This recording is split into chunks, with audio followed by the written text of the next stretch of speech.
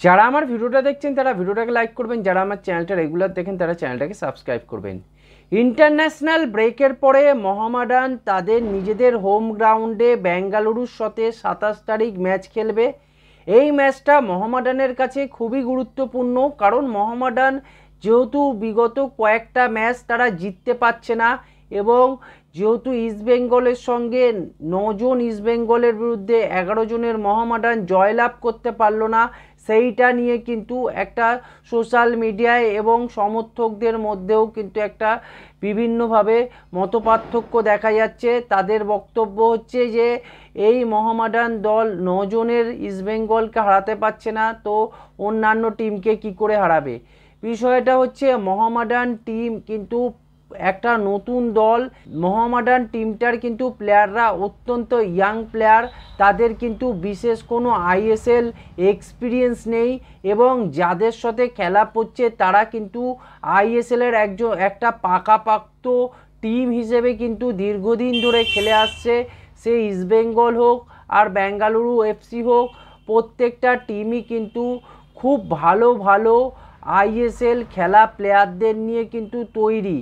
আর মোহামেডানের টিমটা সেইভাবে কিন্তু আইএসএল খেলা প্লেয়ারদের নিয়ে তৈরি হয়নি।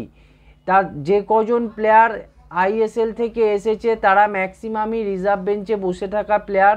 তারা কিন্তু আপ্রাণ চেষ্টা করছে এই দলটাকে জেতার সম্ভাবনা কিন্তু তারা তৈরি করছে, কিন্তু মেন বিষয়টা হয়ে যাচ্ছে যে মোহামেডানের বিদেশি সাইনিংগুলো এতটাই বাজে হয়েছে, তার জন্য কিন্তু তাদের চেষ্টাটা সেইভাবে আমরা চোখে দেখতে পাচ্ছি না, সেই জন্যই কিন্তু প্রবলেমেটিক হচ্ছে। তাই বেঙ্গালুরু ম্যাচটা মোহামেডান টিম অবশ্যই জয়ের কথা মাথায় রাখবেই, কারণ জয় দিয়েই কিন্তু সব কিছুর মুখ বন্ধ করা যায়। এই বেঙ্গালুরু টিমটার মাঝমাঠ, সেন্টার ফরওয়ার্ড পজিশান এবং সেন্টার ব্যাক পজিশান এবং উইং ব্যাক পজিশান এবং গোলকিপিং পজিশান, প্রত্যেকটা প্লেয়ারই কিন্তু খুবই দক্ষ প্লেয়ার।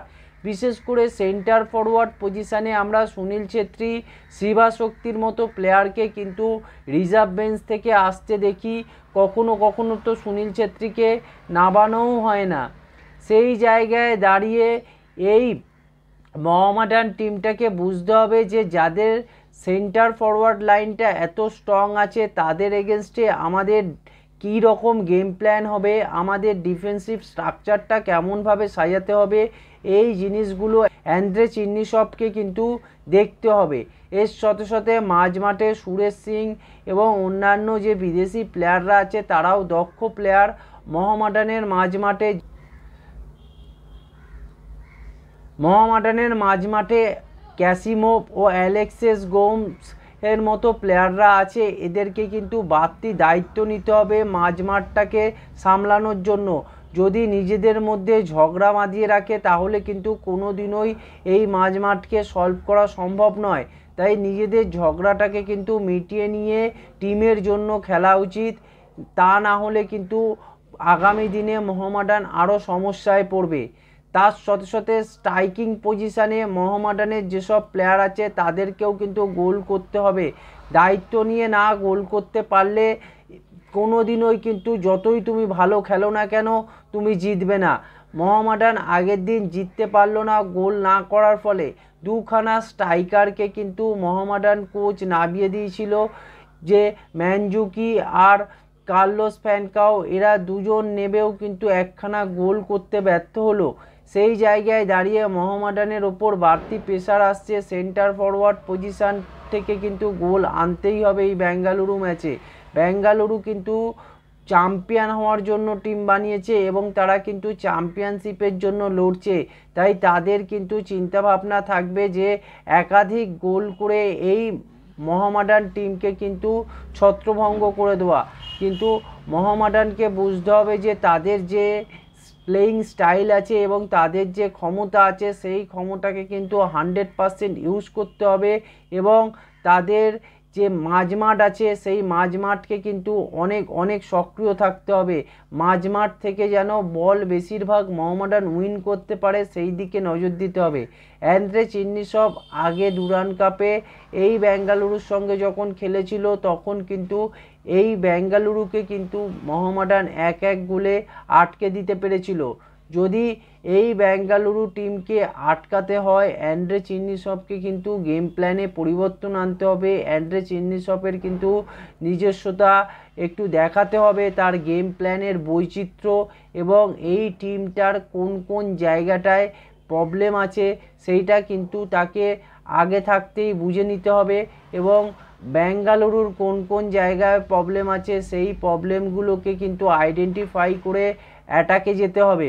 বেঙ্গালুরুর কাছে ব্যাক পজিশানে অত্যন্ত ভালো কিন্তু প্লেয়ার আছে, বিশেষ করে রোশান সিংয়ের মতো প্লেয়ার আছে, এছাড়া বলা চলে নিখিল পূজারির মতো প্লেয়ার আছে। তাই ব্যাক পজিশান থেকে খুবই স্ট্রং কিন্তু ওদের ব্যাক লাইনটা, সেই জায়গাটায় বুঝতে হবে যে বারবার কিন্তু এই রোশান সিং এবং নিখিল পূজারি এরা ওভারল্যাপে এসে কিন্তু বারবার ক্রস করার চেষ্টা করবে।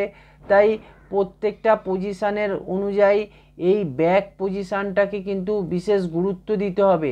তার সাথে সাথে রাহুল বেকের মতো প্লেয়ার আছে যে কিনা অত্যন্ত একটা কুশলী প্লেয়ার, যে কিনা এই বেঙ্গালুরুর হয়ে এই বছরে কিন্তু যথেষ্ট ভালো খেলছে এবং গোলকিপিং পজিশানে যেহেতু এদের কাছে গুরপ্রীত সিং সান্ধুর মতো প্লেয়ার আছে তাই গোলকিপিং জায়গাটাও কিন্তু খুব শক্তিশালী জায়গা হিসেবে কিন্তু তাদের চিহ্নিত হচ্ছে।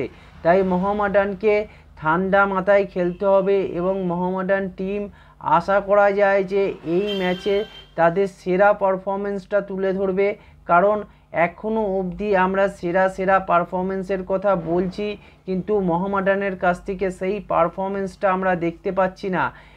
আশা করা যায় যে এই ম্যাচে মোহামেডান তাদের সর্বস্বতা দিয়ে নামবে, কারণ যেহেতু ইন্টারন্যাশনাল ব্রেক এতদিন পেয়েছে মোহামেডান টিম এই প্লেয়ারদের নিয়ে কিন্তু একটা বিরাট আলোচনা করতে পারে এবং এই প্লেয়ারদের অফ ফর্মটা কিন্তু এই ইন্টারন্যাশনাল ব্রেক পাওয়ার ফলে যে এতদিনের একটা গ্যাপ আছে তার ফলে যে মানসিক টেনশান বা তারা যে ভুলগুলো করছিল সেই ভুলগুলো শুধরে নেওয়ারও কিন্তু একটা জায়গা থাকে, কারণ অনেক প্লেয়ার হয় যে কিনা একই ভুল বারবার করে থাকে।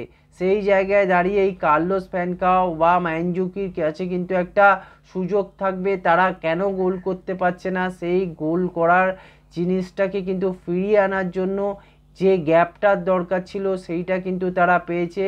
কিছুদিন মেন্টাল রিলিফ নেওয়ার ফলেও কিন্তু অনেক প্লেয়ারকে আমরা দেখেছি যে তারা আরও বেশি ধারালো হয়ে ফিরে এসেছে।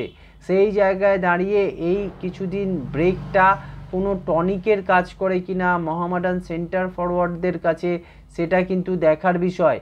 এবং অ্যালেক্সিস গোমসকে কিন্তু শুধু বল কাটালে চলবে না, বল ভালো পাস বাড়াতে হবে, এমন জায়গায় বল বাড়াতে হবে যেখান থেকে অ্যাসিস্ট হয় যেন, সেটাও কিন্তু মাথায় রাখতে হবে। তাই প্রত্যেকটা জায়গায় কিন্তু আমাদের লক্ষ্য রাখতে হবে যে মোহামেডান টিম যেন খুব ভালো করে এবং মোহামেডানের এই ম্যাচটা খুবই গুরুত্বপূর্ণ।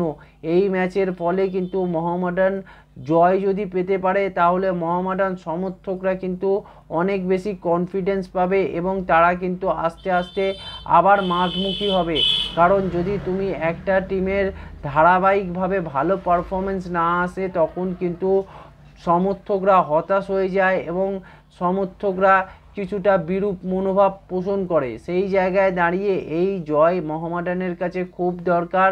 দেখা যাক মোহামেডান টিম কত তাড়াতাড়ি তাদের জয়ের সরণিতে ফিরতে পারে, এই বেঙ্গালুরুকে হারিয়ে তারা আইএসএলের সবচেয়ে বড় আপসেটটা করতে পারে কি না দেখা যাক।